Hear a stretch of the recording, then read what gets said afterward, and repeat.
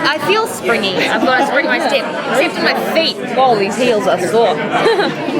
What was I thinking? I heard that Shailene Woodley wore finger toe shoes on the red carpet one time. I was like, yeah, it's. I wish. I so want to.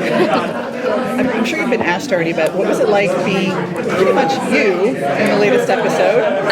Oh my goodness, my head felt weird fantastic. For us to see it. Yeah, it was great to not wear a wig. I have a really sensitive, thank you so much. I have a really sensitive scalp, which is just so silly and annoying playing this character. So not wearing the wig was just fantastic. And it's cool, like, when Liv gets to explore these other avenues. I think people are so contradictory anyway, and I think it really emphasizes how many, in Liv's character, it emphasizes how many different sort of versions we all have of ourselves and sort of threads we have within ourselves to tap into.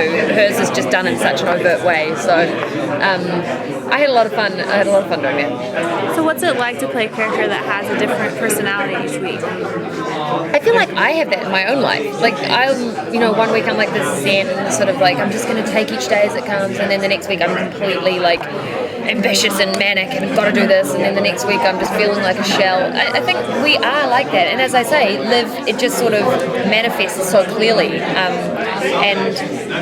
we are contradictions. I love that. I mean, it's fun to play the variety, obviously, and as an actor to have this kind of heightened sense of variety is a lot of fun and keeps it very interesting and imaginative, but I would like to think that it's not cartoony. It's, we are all capable of buying into very different things and showing different characteristics. What's the coolest thing that you've had to learn to play one of these different brains?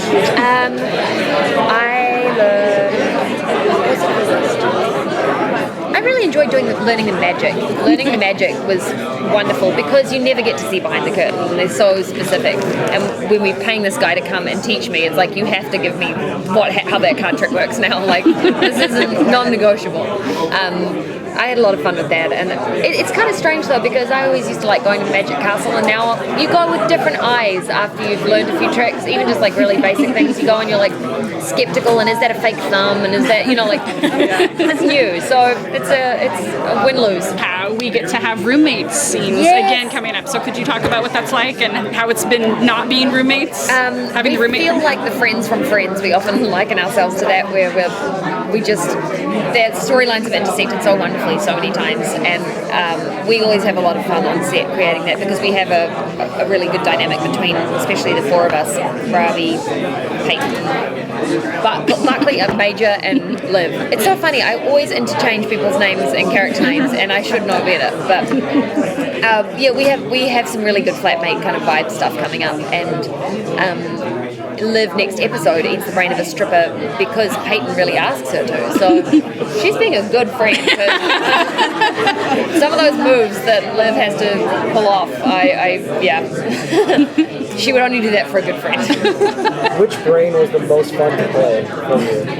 I think the erotic librarian was really funny because it was so, just on set, it was such a good vibe. It got everybody laughing. It's one of those, it feels like you're 13 at like some party again and everybody's like making naughty jokes, and we were all a bit like that. Me slapping Roll's ass 4,000 times, just like it really working to cause pain, just to get different reactions out of him. It was a lot of fun. That was probably the best.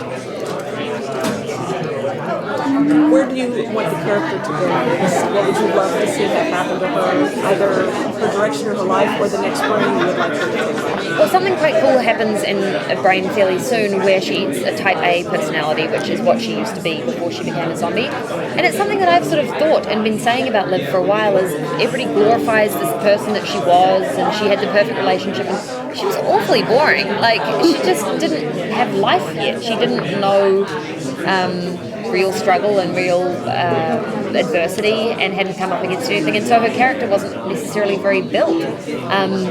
So I actually think it's quite cool in the episode where she eats the brain of that type A personality, to recognise some of those limitations and sort of appreciate what some of the past journey that she's been on being a zombie has done for her.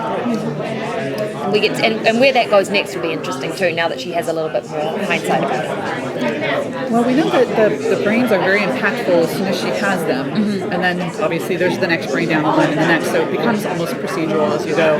But how about the retention of that knowledge and that information? I mean, I know it's been mentioned that it kind of goes, but you would think after going through some of it and physically working through some of it, that Liv would retain a bit of that. So doesn't that develop her as a character in general? Absolutely. I would like to think of it as like it opens new channels in her that she had anyway, and as I say, it's like as an actor you start to realize you are capable of being so many different people, and it's sort of they're all within you and it's access. So I think that Liv eating these brains is able to open up these parts of herself that may or may not end up being explored again later in her life, you know, maybe because she's explored a relationship with art and visually painting and having some response to that.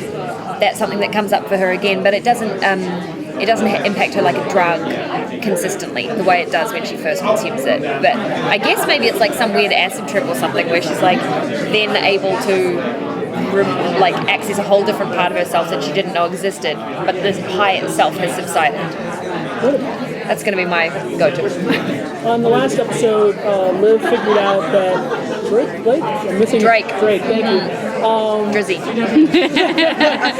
was working for his boss, and I think she was on the verge of breaking up with him, but then of course he gets drugged by Major. So in that conflict, does Liv have like an idea of which one of them? I guess it's like she's caught between two guys that she's with. If I had $1 for every time I've had an ex-boyfriend drug and deep freeze one of my boyfriends, I would be a wealthy woman.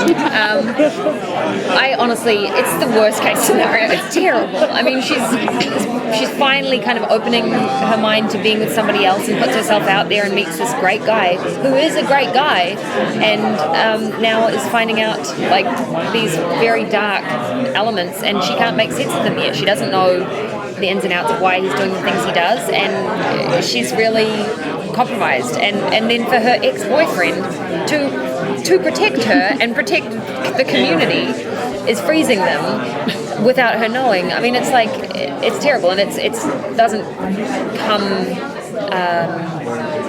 full circle in a nice way. There's no way that this is going to resolve in a pleasant way. It's kind of chaotic.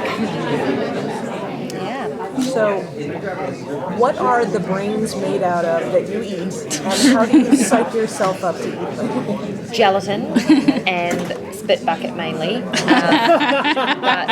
I also, I take, in fact, there's a little train spotting moment now. If you guys try to watch, if I take a bite of something with brains on it and I chew and I swallow in the take and keep talking, then I've definitely had it.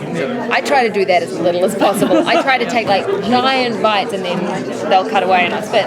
Or take it like the tiniest bite of a piece of pizza. I'm like, yum. So yeah, look out for that. You'll notice there are some cuts. Thank you. Thank you very much. Sure.